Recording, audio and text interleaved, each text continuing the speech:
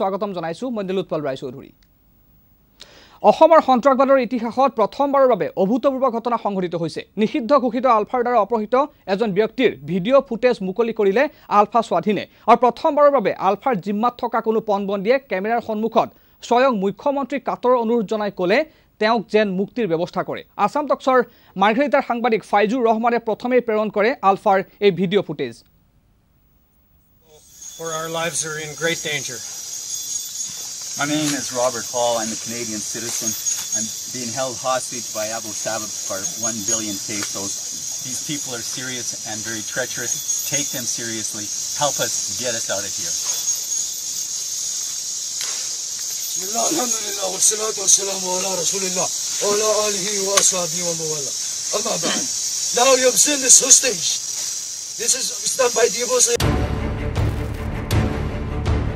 ISISৰ এনেকুৱা ভিডিঅ' বহুবাৰ দেখিছে বনবন্দীক কাষত ৰাখি ISIS সন্ত্ৰাসবাদী হাতত অত্যাধুনিক অস্ত্ৰ-শস্ত্ৰ বনবন্দীয়ে কাটৰ অনুৰোধ জনাই তেওঁক মুক্তি দিবলৈ These people are serious and very treacherous. Take them seriously. Help us get us out of here. এই ঘটনা কিন্তু অসমত সংগঠিত হোৱা নাছিল প্ৰথমবাৰৰ বাবে আলফাই জাৰি কৰিছে ভয়ানক ভিডিঅ' লগে লগে কপি উঠিছে সমগ্ৰ দেশ এই ভিডিঅ'টো মন কৰক তিনচুকীয়া জিলাৰ কোনো ভিতৰুৱা অঞ্চলৰ ভিডিঅ' এয়া হাতত অস্ত্ৰ লৈ 5জন আলফা সদস্যই ঘেৰাও কৰি ৰাখিছে এজন যুৱকক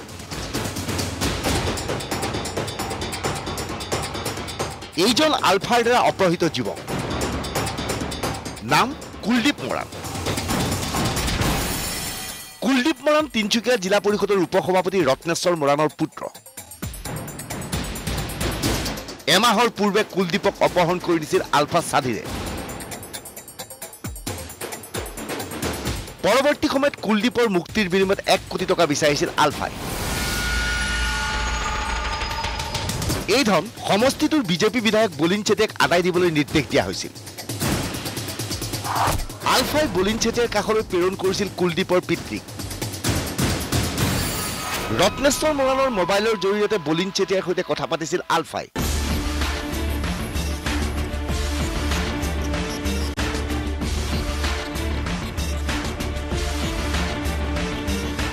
এক কোটি টকা আদায় দিবলৈ নিৰ্দেশ কিন্তু এই পৰ্যন্ত আদায় দিয়া হোৱা নাছিল মুক্তিপণ ইয়াৰ পিছতে আলফাৰ ফালৰ পৰা জাৰি কৰা হয় এই ভিডিঅ' এই ভিডিঅ'টো ভালকৈ মন কৰক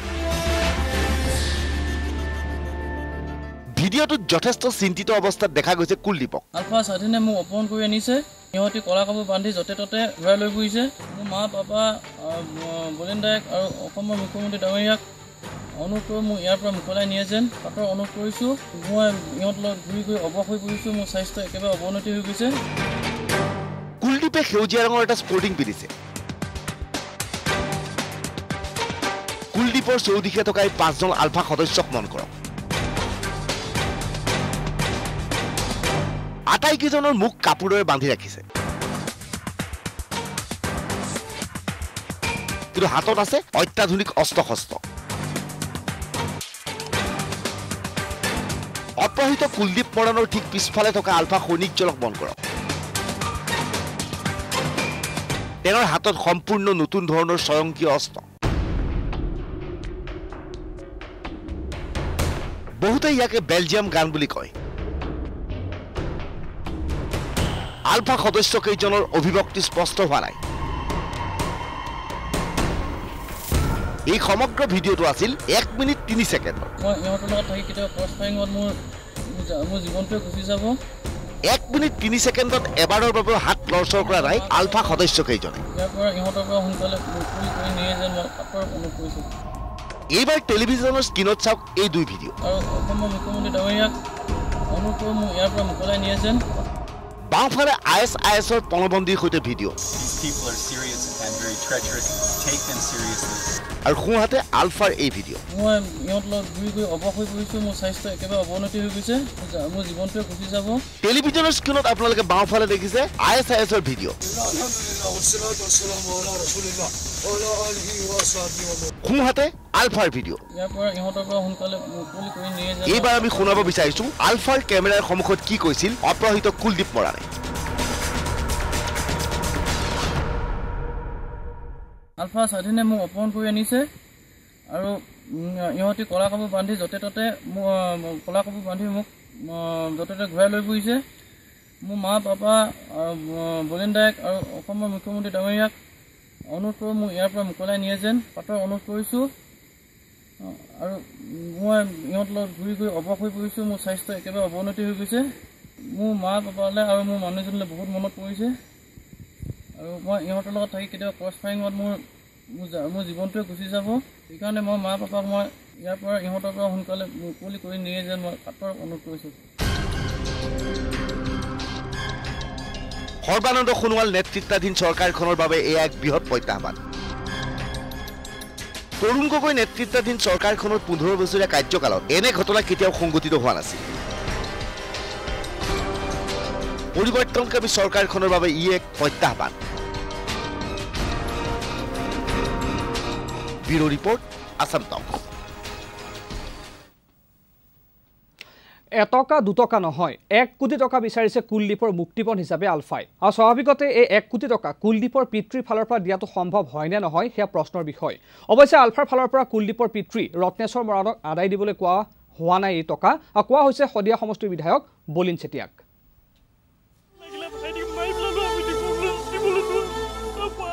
এয়া কুলদীপৰ ককায়েক। এতিয়া কান্দোনকে সাহসী কৰি জীয়াই আছে এইজন ককায়েক।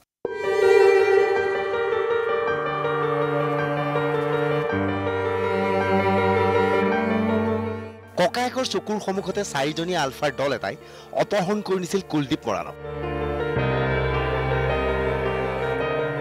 ককায়েকৰ সৈতে মিলি হাতীক খাদ্য খুৱাই আছিল কুলদীপে। সেই সময়তে অপহৃত হয় কুলদীপ।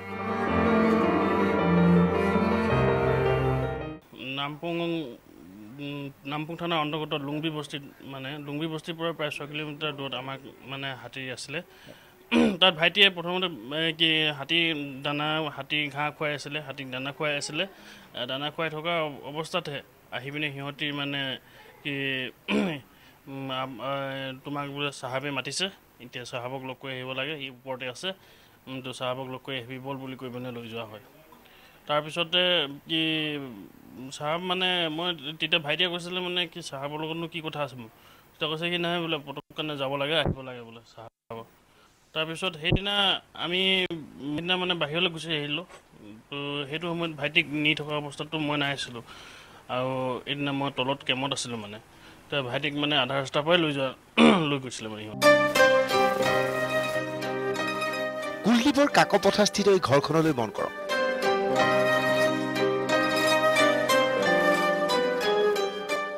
ঘৰৰ অৱস্থা দেখিলে আপুনি ধৰিব পাৰিব প্ৰকৃততে কুলদীপৰ পৰিয়ালৰ 1 কোটি টকাৰ আদায় দিয়াৰ সামৰ্থ্য আছে নে নাই।